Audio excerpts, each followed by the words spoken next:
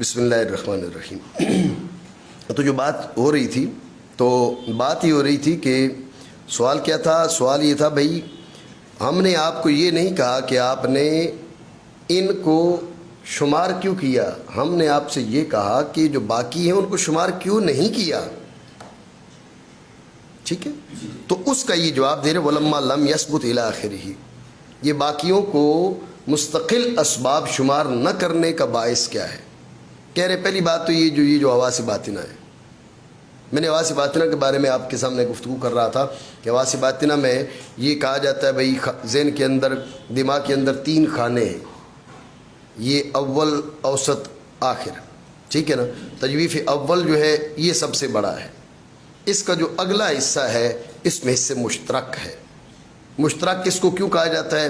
سارے جو حواس خمسہ ظاہرہ ہے ان کی نہریں ان کے اندر اس کے اندر جا کے گرتی ہیں، تو صور جزیہ جو حواس ظاہرہ میں حاصل ہوتی ہیں ان کا وہ ادراک کر رہا، وہ اس کے اندر گر رہی ہیں جا کے اس مشترک کے اندر۔ اس کے اندر جو چیزیں حاصل ہوتی ہیں ان کو یہ محفوظ ہوتی ہیں خزانہ خیال کے اندر، ٹھیک ہو گیا؟ اب جو تجویف اوسط ہے اس کا اگلا حصہ نہیں، اس کا پچھلا حصہ وہاں پر ہے، وہاں، ٹھیک ہے؟ تو وہاں کی میں بات کر رہا تھا کہ بعض لوگوں کی قوت واہمیہ اتنی خطرناک ہوتی ہے کہ وہ عقل پر بھی حاوی ہوتی ہے، وہاں کی بنیاد پہ ایسے احکام لگائے جاتے ہیں خدا کی پناہ، بس اللہ رب العالمین سے یہ دعا کی جائے اللہ رب العالمین اوہام اور وہم کی پیروی سے محفوظ رکھے، ٹھیک ہو گیا؟ اس کے وہ جو تجویف اوسط کا پچھلا حصہ ہے وہاں پر وہم ہے، تجویف آخر کا جو پہلا حصہ ہے یہاں پر اس وہم معنی جزیہ کے ادراک کرتا ہے نا، معنی جزیہ جو محفوظ ہوتے ہیں وہ حافظہ میں محفوظ ہوتے ہیں، یعنی جو حیثیت خزانہ خیال کی حصے مشترک کے ساتھ ہے وہ حیثیت حافظہ کی وہم کے ساتھ ہے، ٹھیک ہو گیا؟ یہ جو تجویف اوسط ہے اس کے پہلے حصے میں قوت متصرفہ پائی جاتی ہے، اس کے پہلے حصے میں بیچ کا جو خانہ ہے اس کے پہلے حصے میں قوت متصرفہ پائی جاتی ہے، یہ جوڑ توڑ کرتی ہے معنی جزیہ کا صور جزی کے ساتھ ملانا ہٹانا وغیرہ وغیرہ۔ بات سمجھے نہیں سمجھے؟ تو فلاسفہ کی رائے یہ ہے کہ یہ 5 حواس باطنہ بھی ہیں، متکلمین اس کے انکاری اس معنی میں نہیں ہے کہ ان کے وجود پر، ان کے عدم پر دلائل ہیں، بلکہ اس معنی میں کہ بھئی ان کے وجود پر دلائل تام نہیں ہیں، ان کے وجود پر دلائل تام نہیں ہیں۔ اتنی بات آپ کے ذہن میں آئی؟ ٹھیک ہے؟ تو اس لیے انہوں نے کیا کہا وَلَمَّا لَمْ يَثْبُتْ عِنْدَهُمْ الْحَوَاسُ الْبَاطِنَةُ، یہ نہیں کہا وَلَمَّا ثَبَتَ عِنْدَهُمْ عَدْمُ الْحَوَاسِ الْبَاطِنَةُ، ان کا عدم ثابت ہے نہیں بلکہ وجود ثابت نہیں ہے، وجود ثابت نہ ہونا اور بات ہے اور عدم ثابت ہونا اور بات ہے۔ اتنی بات سمجھے؟ تو اب سوال کیا تھا بھئی آپ حواس باطنہ کو شمار کیوں نہیں کر رہے؟ سوال تو یہ ہو رہا تھا نا ان چیزوں کو آپ نے کیوں نہیں شمار کیا؟ کہا حواس باطنہ تو بھئی ہمارے یہاں ثابت نہیں ہے، ٹھیک ہے؟ اور جب کہ نہیں ثابت ہے متکلمین کے ہاں حواس باطنہ جن کا نام رکھا جاتا ہے اس سے مشترک خیال، وہم اور اس کے علاوہ، ٹھیک ہے؟ ایک ہی چیز بھئی حدسیات، تجربیات وغیرہ ان کو آپ نے کیوں نہیں شمار کیا؟ وہ جو پہلے بیان ہوا تھا حدس تجربہ وغیرہ، جی؟ تو اس کا انہوں نے اس کا جواب دے رہے ہیں کہ وَلَمْ يَتَعَلَّقْ لَهُمْ غَرْضٌ بِتَفَاصِيلِهَا، ان کی تفصیلات سے متکلمین کو کی کوئی غرض نہیں ہے، سمجھ رہے بات کو؟ مناطقہ کی ہیں، مناطقہ کی ہے جو دلیل کی، دیکھیں نا دلیل کیا ہے، قیاس دلیل کا جو مادہ ہے وہ کیا ہے؟ برہان ہے، جدل ہے، خطابہ ہے، شعر ہے، سفسطہ ہے، پھر جو برہان ہے وہ کس سے مرکب ہے جی؟ اس میں ضروریات کی بحث آتی ہے، بدیہیات ہے، اولیات ہے وغیرہ وغیرہ، وہ مناطقہ کی بحث ہے، ان کی بحث، ان کی کوئی غرض نہیں اس کی تفصیلات سے، جب غرض نہیں ہے تو اس تفصیل میں جانے کی کیا ضرورت ہے؟ اب آپ کہیں جی انہوں نے علم کی تقسیم نہیں کی، تصور و تصدیق کی طرف، تصور کی 6 7 8 قسمیں نہیں بیان کی، تصدیق کی فلاں فلاں قسمیں نہیں بیان کی، ان کی غرض جو ہے اس سے متعلق نہیں ہے، جس غرض متعلق نہیں ہے اس کا بیان ضروری نہیں ہے، توجہ ہے؟ اور نہیں متعلق ان کے لیے کوئی غرض حدسیات، تجربیات، بدیہیات، نظریات کی تفاصیل سے، توجہ ہے؟ تو ان سے کوئی غرض متعلق نہیں ہے، تو آپ کہہ سکتے تھے، توجہ ہے؟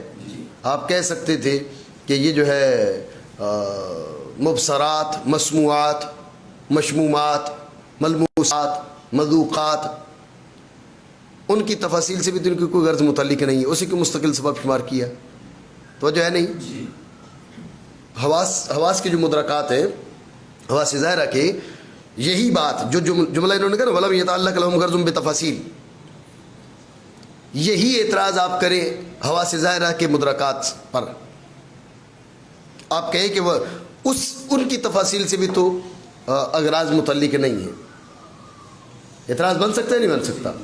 ٹھیک ہے، تو اس کے جواب میں کہا وَكَانَ مَرْجِعُ الْكُلِّ إِلَى الْعَقْلِ، تو جو ہے وَكَانَ مَرْجِعُ الْكُلِّ إِلَى الْعَقْلِ، ان کا مرجع عقل نہیں تھا اس لیے انہوں نے مستقل شمار کیا، ان کا مرجع عقل ہے اس لیے اس کو مستقل شمار نہیں کیا۔ جواب بنا نہیں بنا؟ تو جو ہے وَكَانَ مَرْجِعُ الْكُلِّ إِلَى الْعَقْلِ، یہ اس سوال کا جواب، آپ سمجھے؟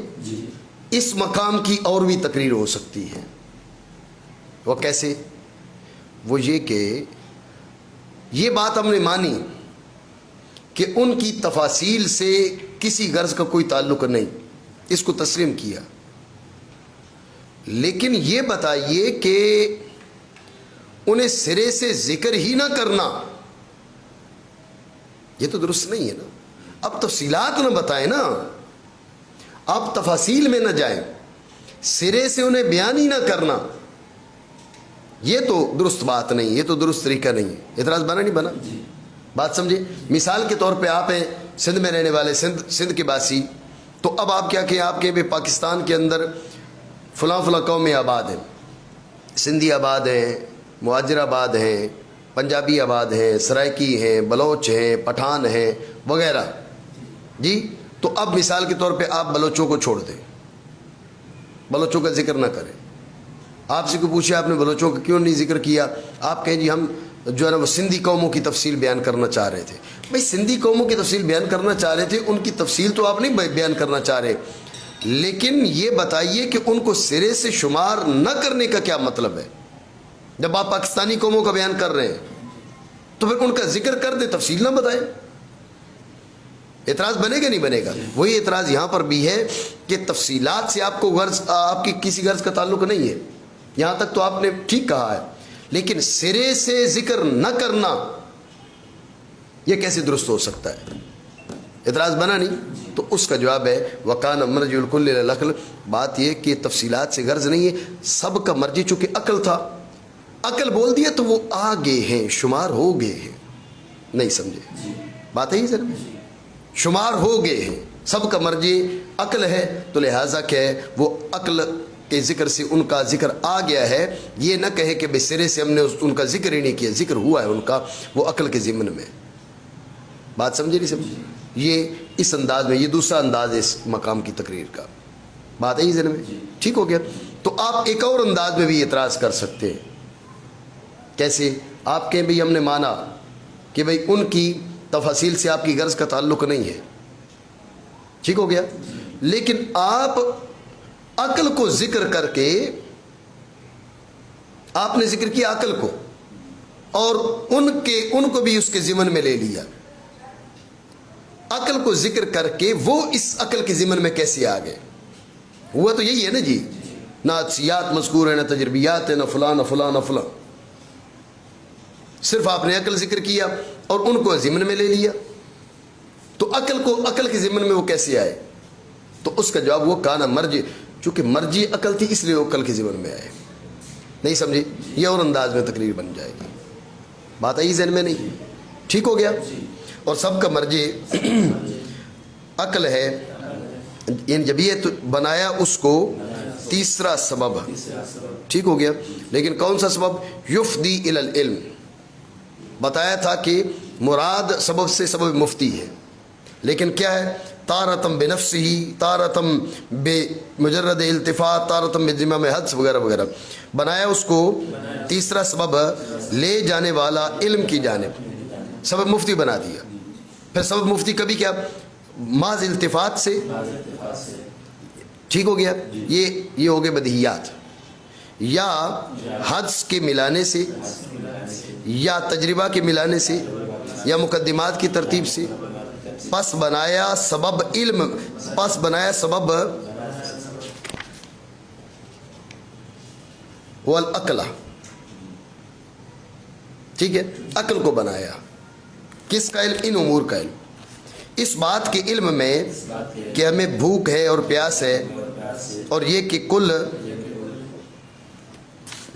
جز سے بڑا ہے، یہ بدیہیات سے اس کی، اور یہ کہ چاند کا نور سورج کے نور سے مستفاد ہے، اور یہ کہ سقمونیہ مسہل ہے، مسہل صفرا ہے، یہ تجربیات سے متعلق ہوگا، لیکن یہ سقمونیہ مسہل ہے، تو یہ جو مسہل ہے اس کے ساتھ یہ خالی سقمونیہ پیا جائے تو نقصان دہ بھی ہوتا ہے، تو لہٰذا اس کے بارے میں زیادہ اطباء اور ڈاکٹرز بتا سکتے ہیں کہ اس کو کس انداز میں پیا جائے گا تو یہ مفید ہوگا۔ اور یہ کہ عالم حادث ہے، یہ کس کی مثال ہوگی؟ یہ ترتیب مقدمات کی مثال ہو، مقدمات کی۔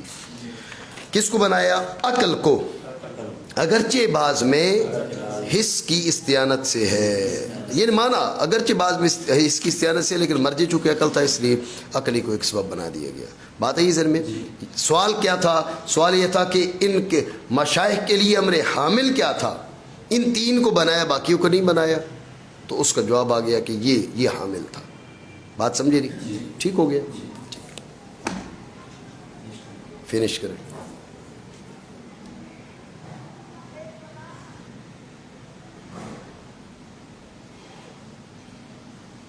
ہو گیا؟